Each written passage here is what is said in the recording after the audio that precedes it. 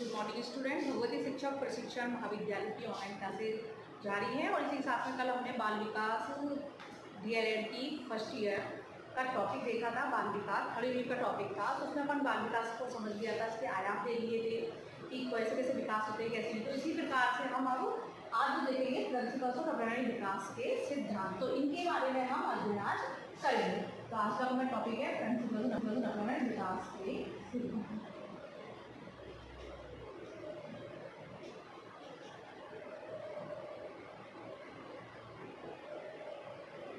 तो हमें टॉपिक ले लिखना है। तो हमें विकास के सिद्धांत देखा है। विकास कैसे कि जैसे कि बालक को भ्रूण होने में जितना समय लगता है वो कैसे कैसे बढ़ता है, मानव भी जब तक बच्चा पैदा होता है जब से लेकर बड़े होने तक उसे कौन कौन से उससे गुजरना पड़ता है, कौन कौन से परिवर्तन आते हैं, तो ये सारी चीज़ विकास के सिद्धांत के अंतर्गत आती है। तो इसी के साथ में हमें देखना है कि कौन कौन से परिवर्तन होंगे। ये परिवर्तन विभिन्न आयामों में अपनी विशिष्टता रखते हैं। यानी आयाम हमने देखे थे शारीरिक विकास, संवेगात्मक, मानसिक, सारे कल विकास देखे थे हमने, कल अध्ययन किया था आयाम में।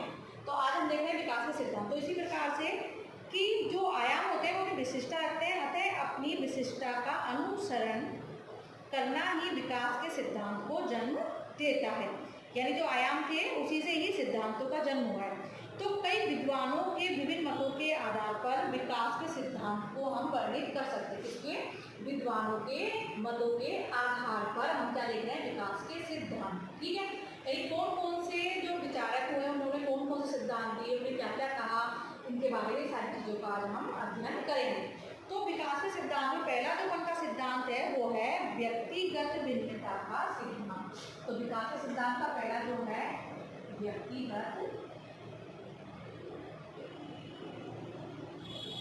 भिन्नता का सिद्धांत। तो अपन विकास के सिद्धांत देख रहे हैं, तो व्यक्तिगत भिन्नता का सिद्धांत। तो बालकों के विकास में व्यक्तिगत भिन्नता का सिद्धांत क्या कहता है, तो इसको पहले समझते हैं।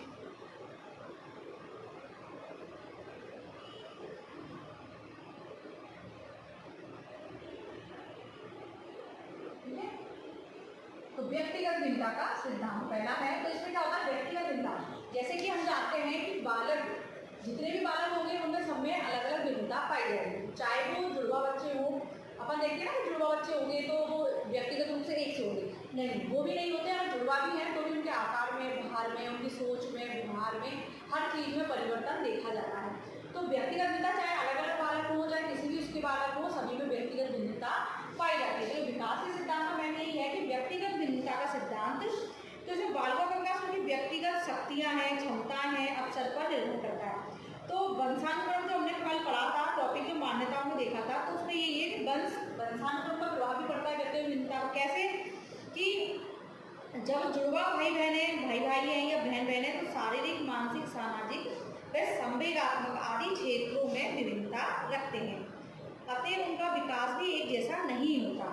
विकास कभी सामान्य होता है, तो कभी धीमा होता है, तो कभी तेज होता है ना कि कभी कभी देखते हैं कि बच्चा बहुत जल्दी बढ़ जाता है, अब बच्चों को टाइम लग जाता है। तो विकास कभी तेज होगा, तो कभी सामान्य होगा और कभी धीमा होगा, हर प्रकार से होता है। कि बच्चा मैंने कभी देखा है तो उसके बाद कभी कभी कहते हैं कि लंबाई एकदम में बढ़ जाती है, कैसे बढ़ जाती है। तो ये सारी चीज भिन्नता पे या वंश पर ही निर्भर करती है, वंशानुक्रम पे। कि जिसके माँ बाप लंबे होंगे तो बच्चे भी लंबे होंगे, अब ऐसा सोचते हैं। ठीक है, तो अधिकतर ऐसा ही होता भी है। तो व्यक्तिगत बच्चे अगर जुड़वा भी हैं या अलग अलग है, लेकिन उनमें सभी में भिन्नताएं देखी जाती है। तो विकास भिन्नता व्यक्तिगत भिन्नता के आधार पर होता है। तो ये सिद्धांत भी इसमें है। और इसी में स्किनर ने कहा है कि विकास के स्वरूपों में व्यापक व्यक्तिगत भिन्नताएं होती हैं। स्किनर ने क्या कहा है, तो व्यक्तिगत में के अनुसार कि जो विकास के स्वरूपों में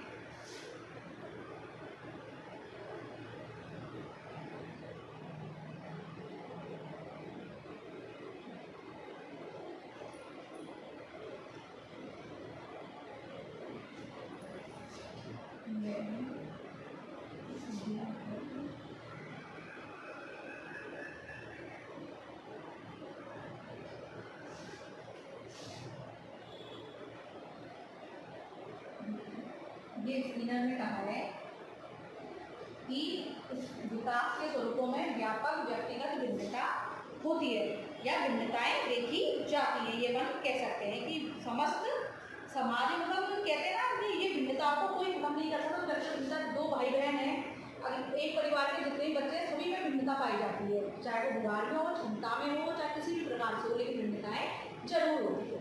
ठीक है, तो विकास सिद्धांत में पहला हो गया। तो किस किस के आधार पर? क्षमता पर सभी में भिन्नता पाई जाती है। दूसरा है निरंतर विकास का सिद्धांत। विकास का सिद्धांत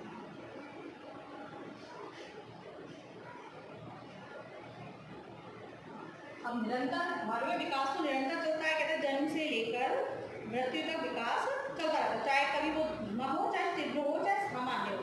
तो बालकों का विकास अनवरत रूप से चलता रहता है, ये हमें मालूम है। और ये विकास कभी नहीं रुकता है, काफी ज्यादा निरंतर विकास बालकों का चलता रहता है और बालक विकास करते करते हर अवस्थाओं को पार करता हुआ जाता है और उसको विकास के पहलुओं को भी समझा जा सकता है और देखा भी जा सकता है।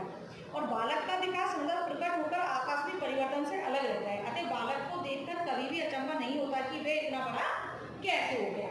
तो यही हो गया निरंतर विकास का सिद्धांत। इसमें हो गया बच्चा धीरे धीरे कर अपनी अवस्थाओं में आते रहते, परिवर्तन में आते रहते, तो निरंतर विकास होता रहता है, नहीं बढ़ता रहेगा। कि अपन देखते बच्चे की लंबाई कैसे बढ़ गई, कि पहले छोटा था बड़ा कैसे हो गया, कि इसके मजबूती शरीर में सारे गठन कैसे हुआ, कैसे हुआ, सारी चीज होती रहती है। तो वो निरंतर विकास में धीरे धीरे बढ़ते रहते हैं। जैसे कि बच्चे को, जैसे बच्चा पहले पढ़ना सीखता है, खर्चे पढ़ने का अध्ययन करता है, उठ के घुटने चलता है, धीरे धीरे खड़ा होता है, तो ये सारी चीज क्या होती है? प्राकृतिक होती है। तो धीरे धीरे बच्चा अपने अनुसार करता है। ये निरंतर विकास का सिद्धांत में आता है। इसी प्रकार से अपन का तीसरा है विकास क्रम का सिद्धांत। विकास क्रम का सिद्धांत। अब विकास क्रम का सिद्धांत कैसे? क्रम यानी अपन ने पढ़ा है कि विकास क्रम का सिर से पैर की ओर, कहते हैं ना मस्तकोमुखी, ये हमने देखा है, पढ़ा भी है कि कैसे होता है विकास। तो विकास का क्रम का सिद्धांत का अर्थ यही है कि बालक का विकास व्यवस्थित और निश्चित क्रम में होता है। किसमें होता है? व्यवस्थित और निश्चित क्रम में होता है। कि क्रम में कैसे होगा? कि बालक का पहले शारीरिक विकास होगा, फिर मानसिक होगा, भाषाई होगा, सामाजिक होगा और संवेगात्मक। ये सब क्या है? एक निश्चित क्रम में होता है। तो कैसे? शारीरिक क्रम होता है, निश्चित क्रम होता है विकास का भी, शारीरिक, मानसिक, है ना। तो क्रम से ही चलेंगे विकास, बिना क्रम के नहीं चलते हैं। भाषाई, सामाजिक,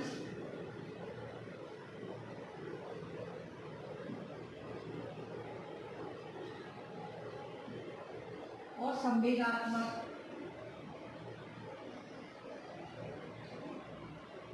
तो क्या होता है कि विकास जो है वो निश्चित क्रम में ही चलता है और ये क्रम के अनुसार चलते चलते ही आगे इसका विकास होता जाता है। जैसे कि वामक और भाषा संबंधी विकास एक दूसरे से संबंधित है, दोनों का विकास क्रम एक जैसा ही है। यानी सातवें माह में बालक पा, मा, दा आदि ध्वनि का प्रयोग करने लगता है। तो विकास का क्रम चलता है कि पहले अपन कहते बच्चा क्या बोलेगा? माँ बोलेगा, पा बोलेगा, कुछ कुछ अक्षर बोलने लगता है, उसकी मतलब भाषा निकालता है। तो इसी प्रकार से विकास का जो क्रम होता है वो क्रम से चलता है। ऐसे नहीं कि पहले संवेगात्मक हो जाएगा, तो इस प्रकार से पहले शारीरिक विकास होगा, फिर मानसिक होगा, फिर भाषाई होगा, सामाजिक होगा और फिर संवेगात्मक विकास होता है। ठीक है, तो इसी प्रकार से विकास, सॉरी जरा ये मात्रा गलत होगी, तो इसी क्रम से विकास का क्रम चलता है। इसी प्रकार से अगला जो उनका पॉइंट है विकास की दिशा का सिद्धांत।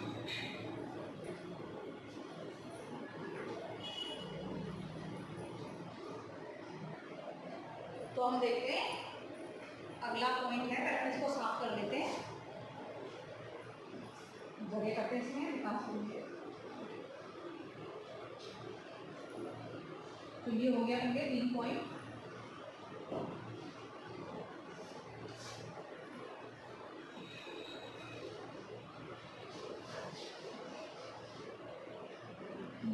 दिशा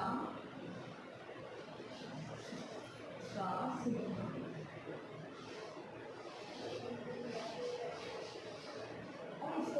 ये है कि विकास की दिशा का सिद्धांत का मतलब क्या है। तो विकास की दिशा किस प्रकार से होगी, तो ये सिद्धांत विकास की दिशा को निश्चित करता है। शिशु का शारीरिक विकास सिर से पैरों की ओर और यानी मनोवैज्ञानिक दृष्टिकोण में कहेंगे तो मस्तिष्कोन्मुखी विकास कहा जाता है, यानी सिर से पैरों की ओर। कहाँ से होता है विकास की दिशा, सिर से पैरों।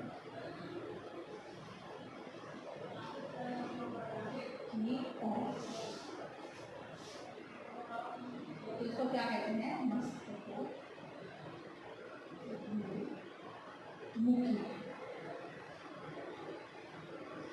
इसका विकास होगा मस्तिष्कोन्मुखी, सिर से पैरों की ओर, है ना। कौन सा विकास, शारीरिक, ठीक है। तो विकास की दिशा का वो क्या होगा, सिर से पैरों की ओर। जो विकास होता है वो बालक का सिर से पैर की तरफ ही होता है। तो हम कह सकते हैं कि सर्वप्रथम शिशु के सिर का, फिर धड़ का और उसके बाद हाथ एवं पैरों का विकास होता है। तो पहले किसका होता है, सिर का, फिर धड़ का, फिर इसी के साथ में उसके हाथ और पैरों का विकास होता है। तो इसमें हम देख सकते हैं आगे के कैसे कैसे होता है। तो अपन इस विकास की दिशा को समझेंगे कि प्रथम सप्ताह, तो इसमें प्रथम सप्ताह जो होता है उसमें बच्चा क्या सीखता है, सप्ताह में सिर उठाना, ठीक है, सिर उठाना, ठीक है। यानी सिर से स्टार्ट हुआ है तो सिर से ही हुआ है। प्रथम सप्ताह में सिर उठाना, फिर 3 माह में नेत्र गति, यानी 3 माह में नेत्र की गति, यानी आंखों की गति पर वो अपना ध्यान लगाता है, आंखों की गति को संभालता है, यानी आवाज आएगी उस तरफ वो देखता है। और 6वां माह होता है तो हाथ की गति पर, 6 माह में हाथ की गति पर, ठीक है। यानी हाथ को उठाना, किसी चीज को पकड़ने के लिए वो करना, इसमें वो 6 माह में करता है। और 9वां माह जो होता है, 9वें में बच्चा क्या करता है, बैठना। तो ये विकास की क्रम है। तो विकास का क्रम इसी प्रकार से चलता है, एक दिशा में चलता है, बिना दिशा में नहीं चलता। और 1 वर्ष में बच्चा क्या करता है, बड़ी जब हो जाता है तो क्या करता है, वो बैठना व चलना चालू कर देता है, ठीक है। तो विकास का दिशा सिर से पैर, प्रथम सप्ताह में क्या करेगा, जब पहला और दूसरे में वो सिर उठाना सीख जाता है। और तीसरे महीने में नेत्र की गति पर अपना कंट्रोल कर लेता है, जैसा वायु को देखना प्रारंभ कर देता है। और 6ठे माह में वो हाथ की गति देखता है, ठीक है, पकड़ने की कोशिश करेगा, हाथ हिलाना चालू करेगा। और 9 माह में बैठने लगता है और 1 वर्ष में बैठना और चलना कर लेता है। इसी प्रकार से 18 माह में स्वयं चलना और अपनी गति पर नियंत्रण पा लेता है। तो इसी प्रकार से जो क्रम है बालक का विकास दिशा का सिद्धांत सिर से पैर की ओर चलता है। अपना ये टॉपिक हो गया है। अब अगला देखते हैं हम परस्पर संबंध का सिद्धांत।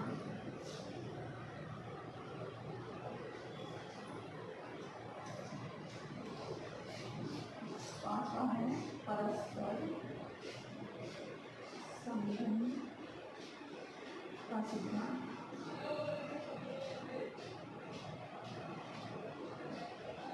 अब परस्पर संबंध का सिद्धांत में हम देखते हैं कि परस्पर संबंध कैसे होंगे।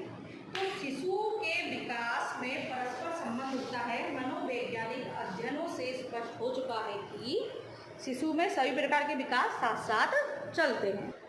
तो इसी प्रकार से हमने देखा कि शिशु के सभी प्रकार के विकास साथ साथ चलते हैं। उनके गुणों में अंतर नहीं होकर मात्रा में अंतर होता है, यानी गुणों में अंतर नहीं होते, किसमें होता है, मात्रा में। जब प्रक्रिया में यानी बालक की सारी क्रियाओं में विकास होता है तो उसकी बौद्धिक, भाषाई और संज्ञानात्मक प्रक्रिया में अंतर स्पष्ट होता है। अतः शिशु का विकास शारीरिक अंगों एवं विकास के विभिन्न स्तरों में सामंजस्य व संबंध स्थापित करता है। यानी पहले गुण में अंतर नहीं होगा, किसमें होता है, मात्रा में। यानी बालक की सारी क्रियाओं में विकास होता है, यानी बौद्धिक, भाषाई और संवेदनात्मक। यानी परस्पर संबंध है बौद्धिक, भाषाई और संवेद, यानी बौद्धिक संवेद में संबंध होता है। यानी किसमें, बौद्धिक, भाषाई और संवेदनात्मक। तो ये सारी चीज परस्पर संबंध का सिद्धांत जो विकास का है उसमें ये है कि बच्चा बुद्धि से सोचेगा, सोचे समझने की क्षमता होगी तो वो बोलेगा, बोलेगा तो फिर धीरे धीरे करके संवेद उत्पन्न हो जाएंगे। तो परस्पर एक दूसरे का संबंध होता है, ठीक है। तो सारी विकास का इसमें संबंध हो, जो एक दूसरे से जुड़ी हुई क्रियाएं हैं, सारी क्रियाओं का विकास होता है। अब अगला जो पंक्ति है सामान्य से विशिष्ट प्रतिक्रियाओं का सिद्धांत। सामान्य से विशिष्ट प्रतिक्रियाओं का सिद्धांत।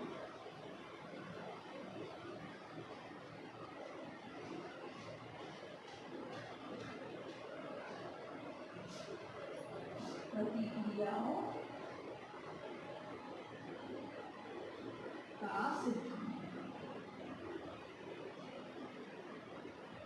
ये अगला पॉइंट का सामान्य से विशिष्ट क्रिया, यानी पहले बच्चा हमें ये चीज जानते हैं शारीरिक विकास हो रहा है तो पहले वो छोटी छोटी क्रियाएं करेगा, छोटे छोटे पहले खड़ा होगा और धीरे धीरे विशिष्ट क्रिया कब होगी जब वो उसमें करना लग जाएगा और उसको सीख जाएगा कि जैसे कि उसको पैदल चलना है तो वो अपना वजन झेलने लग जाएगा, पकड़ के खड़ा होने लग जाएगा। ये सारी चीज उसकी सामान्य से विशिष्ट क्रिया में अगले शिशु की क्रिया प्रतिक्रिया सामान्य से प्रारंभ होकर विशिष्ट की ओर अग्रसर रहती है। बालक प्रारंभ में संपूर्ण शरीर को क्या करता है, हिलाता है, ठीक है, बाद में हाथ पैरों को फिर उंगलियों को चलाता है, यानी हाथ पैर संचालन करता है, शरीर का अंग संचालन करना यानी उंगलियां चलाना, कुछ भी करना। फिर बाद में वो संवेगों को प्रकट करता है।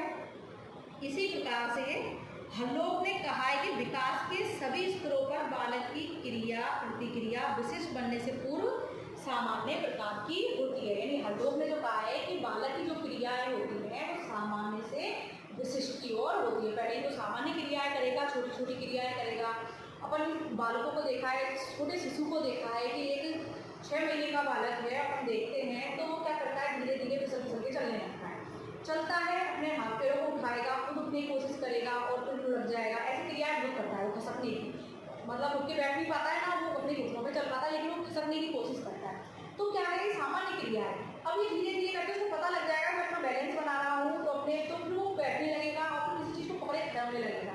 तो जैसे उसकी क्रिया बढ़ेगी तो विशिष्ट क्रिया हो जाएगी, वो पैदल चलने लग जाएगा। तो ये क्रिया है। जैसे उंगलियों का पहले वो अपने इशारा नहीं कर पाता तो ये करना सीख जाता है, अपनी बोधी की भाषा, एक सारी चीज़ों को धीरे धीरे करके करने लगता है। तो पहले छोटी छोटी क्रियाएं होती है, उसके बाद ही विशिष्ट क्रियाएं होती है। तो विकास के सिद्धांत में ये है कि छोटी क्रियाओं से बड़ी की ओर बढ़े, सामान्य क्रियाओं से विशिष्ट क्रियाएं करना ही विकास के सिद्धांत है। इसी प्रकार से है समान प्रतिमान का सिद्धांत। सातवां है समान प्रतिमान का सिद्धांत। समान प्रतिमान का सिद्धांत, अब इससे क्या होता है, समान यानी एक ही दिशा में होना, यानी समान प्रजाति में विकास की गति समान प्रतिमानों में प्रचलित होती है। मनुष्य चाहे कहीं पर भी पैदा हुआ, चाहे जापान में हो, चाहे अमेरिका में हो, चाहे भारत में, तो उसका शारीरिक, मानसिक, भाषाई समग्र विकास समान रूप से होगा। यानी प्रत्येक जाति हो, चाहे पशु हो, चाहे कोई भी हो, ठीक है। तो विकास का ये समान प्रतिमान सिद्धांत एक साथ होगा। यानी बालक अपन क्रियाएं जो भी करते हैं, समान प्रतिमान का यह है, किसी भी जगह हो, किसी भी उसमें हो, चाहे पशु पक्षी में हो, चाहे मानव में हो, किसी में भी हो, तो उनके बच्चे जो भी होते हैं वो एक समान क्रिया करते हैं। जैसे कि अगर जानवरों का चरित्र देखे हैं कि वो कुछ भी होते हैं, वो पैदा होते ही चलने लगते हैं, खड़े होने लगते हैं, करते हैं ना। इसी प्रकार से उनकी क्रियाएं समान होती है, चाहे कोई सा भी जानवर होगा। इसी प्रकार से मनुष्य में कैसी होती है, अगर बच्चा भारत में पैदा हो, चाहे जापान में, कहीं भी, जो छोटी छोटी क्रियाएं कर रहा है, उठना बैठना चलना फिरना, वो सारी क्रियाएं समान होगी, हर एज में उनकी समान क्रियाएं होंगी। तो ये समान प्रतिमान का सिद्धांत है। विकास में जो भी सिद्धांत है, विकास जैसे होता है सभी बालकों का सभी प्रकार से एक ही प्रकार से होता है, ठीक है। अगला है वंशानुक्रम तथा वातावरण की अंतरक्रिया का सिद्धांत। आठवां जो है वंशानुक्रम व वातावरण। अब वंशानुक्रम में वातावरण, तो इसमें क्या है कि अंतरक्रिया का सिद्धांत, यानी वंशानुक्रम में वातावरण में की अंतरक्रिया, इसको बोलते हैं अंतरक्रिया का सिद्धांत। तो वंश और वातावरण यानी बच्चे के विकास में दोनों ही चीज मोस्ट है। यानी वंश का वातावरण कैसे, यानी शिशु की क्षमता वंशानुक्रम से और उसके विकास वातावरण से निश्चित होता है। यानी जो शिशु की क्षमताएं होती है वो वंश से चलती है, ठीक है। कहाँ से चलती है, क्षमता कहाँ से चलेगी, वंशानुक्रम से, ठीक है। क्षमता कहाँ से आई, इसमें वंशानुक्रम से। इसी के साथ में और विकास कहाँ चल रहा है, उसका वातावरण निश्चित होता है। यानी क्षमता कहाँ से आई, वंशानुक्रम से, और विकास कहाँ से आएगा, वातावरण। अब ये क्षमता आएगी तभी उसका विकास होगा, अगर क्षमता नहीं होगी तो विकास नहीं होगा। ये वंशानुक्रम में अपने खाने पीने, माता पिता सबका असर इस पे वंश का बच्चों में इसका प्रभाव रहता है, और दोनों के मध्य जब अंतःक्रिया होती है तभी बच्चे का विकास होता है। तो इसी प्रकार से शिशु का जो भावी विकास उसके वंशानुक्रम वातावरण की अंतःक्रिया पर निर्भर करता है। इससे आगे शिशु का विकास नहीं किया जा सकता, ठीक है। इन दोनों के बिना शिशु का विकास नहीं हो सकता। ये सिद्ध पहले स्किनर ने लिखा है, ये सिद्ध किया जा चुका है कि वंशानुक्रम निश्चित सीमाओं को निश्चित करता है, जिनके कारण शिशु का विकास नहीं किया जा सकता। यानी जो भी है जीवन के प्राइमरी दूषित वातावरण, कुपोषण, गंभीर रोग, ये सारी चीज कहाँ से क्या होती है, ये व्यक्ति को निर्भर डालती है। अगर इंसान को अगर उसके रहन सहन, उसके माता पिता का खाना पीना, बच्चों की परवरिश अच्छी नहीं है तो वो क्या करेगा, ये अच्छी नहीं है तो वातावरण जाके उसका क्या होगा, उसका वो कुपोषित हो जाएगा अगर शारीरिक रूप से नहीं है, और उसका व्यवहार अच्छा व्यवहार से नहीं है तो वो समाज में अच्छा व्यवहार नहीं करेगा। तो ये सारी चीज वंश से चल के वातावरण पे जाती है, इसकी क्षमताओं का विकास यहाँ होता है और वातावरण से उसका वो होता है। तो हमारे विकास के सिद्धांत देखिए, ये विभिन्न विद्वानों द्वारा दिए हुए सिद्धांत है कि ये सिद्धांत विकास में बालक के बहुत इंपॉर्टेंट होते हैं। कि व्यक्तिगत भिन्नता का सिद्धांत, कि बच्चे का व्यक्तिगत भिन्नता, सारी बच्चे कुछ भी हो, एक माता पिता के साथ सभी में भिन्नताएं पाई जाती है, चाहे वो दूसरे हो, चाहे जुड़वा बच्चे हो, सभी में भिन्नताएं पाई जाती है। निरंतर विकास चलता रहता है, मालूम है निरंतर चलेगा कि बच्चे की किस प्रकार से कौन से क्रम में चलना है वो चलता रहता है। जैसे विकास का क्रम था, विकास की दिशा का, परस्पर संबंध का सिद्धांत, सामान्य से विशिष्ट प्रतिक्रियाओं का सिद्धांत, इसी प्रकार से समान प्रतिमान का सिद्धांत और वंशानुक्रम व वातावरण की अंतःक्रिया का सिद्धांत। तो हमने विकास के विभिन्न सिद्धांत देख लिए। तो ये सारे सिद्धांत 8 सिद्धांत थे आपके ये। तो हमने इन सिद्धांतों को देख लिया और कल हमने इसी के साथ में हमने आयाम देखे थे जिसमें शारीरिक विकास था, ठीक है, मानसिक विकास था, संवेगात्मक था, सामाजिक था। तो ये सारे विकास कल देखेंगे हमने। इसी के साथ में हम अब विकास का सिद्धांत बोले कि बालक का विकास कैसे कैसे होता है, किन किन क्रियाओं में होता है और अवस्थाओं में, ये हम आगे अध्ययन कर लेंगे कि अवस्थाओं में किस प्रकार होता है। तो सारी अवस्थाओं में अलग अलग विकास चलेगा और ये विकास के सिद्धांत है। तो विकास सिद्धांत 8 है, ये आपके देख लेना। और बाकी विकास के सिद्धांत और भी हैं जो दिए थे, जिन प्याजे ने कल मैंने मान्यता तय की, विभागवादियों का अलग है, उनका अलग है, तो अलग अलग सिद्धांत और भी हैं, लेकिन वो विचारकों के अनुसार है। ये सिद्धांत वो है विकास के नॉर्मल सिद्धांत है जो कई विद्वानों ने कई दिए थे, वो विकास सिद्धांत ये है। व्यक्तिगत भिन्नता हुई, निरंतर विकास और विकास की दिशा, परस्पर संबंध, सामान्य विषय और समान और वंशानुक्रम वातावरण, ये वो सिद्धांत है जिनका प्रभाव, इन सिद्धांतों से ही बालक का विकास होता है, बालक धीरे धीरे बढ़ता है, इसी क्रम में चलता है। तो ये सारे सिद्धांत इसमें काम करते हैं। तो बालक के लिए सारे सिद्धांत आवश्यक है उसके विकास के लिए। तो आज का हमारा टॉपिक यही खत्म होता है और काफी सिद्धांत हो गए। कल हम इसको प्रभावित करने वाले कारण देखेंगे। इसी के साथ में